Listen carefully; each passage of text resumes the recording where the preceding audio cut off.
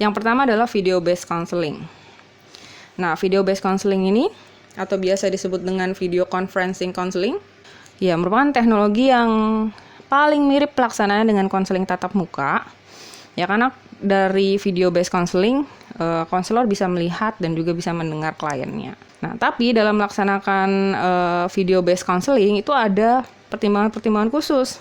Seperti misalnya, nah kembali lagi ke tuh yang tadi ya, kira-kira konselingnya tuh punya nggak sih tempat yang aman di rumahnya yang mungkin bebas dari interupsi, gitu ya. Kemudian untuk si konselornya sendiri, nah konselornya ini kan videonya akan dilihat sama si konselingnya. Jadi kalau bisa konselornya sendiri itu punya lokasi pelaksanaan konseling atau ketika dia melakukan video call itu ya, sebisa mungkin lokasinya tuh mirip kayak konseling tatap muka.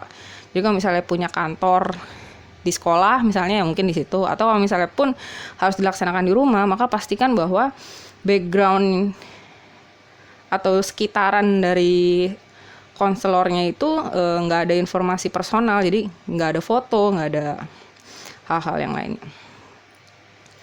Nah, terus konselornya sendiri perlu punya lokasi yang sepi dan tidak diganggu oleh anggota keluarga yang lain.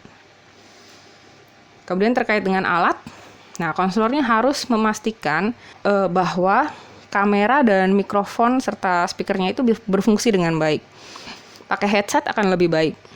Kemudian hal yang penting lainnya adalah konselor harus memastikan posisi kamera itu pas. Nah, posisinya harus membuat konseli nyaman melihatnya. Jadi kadang kan kalau video call tanpa kita sadari, sebenarnya kita menyorot wajah kita cuma bagian kupingnya aja atau cuma bagian matanya aja, nggak sadar gitu. Nah itu penting ya untuk kita setting dulu setiap kali mau mulai konseling. Jadi pastiin frame-nya tuh pas gitu.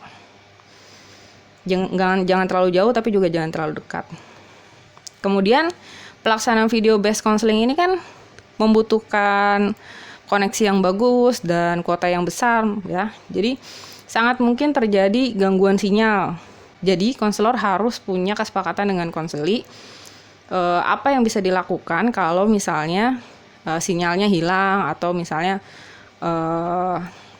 videonya tiba-tiba error gitu ya, harus ngapain gitu kan, sementara konselingnya harus tetap berjalan.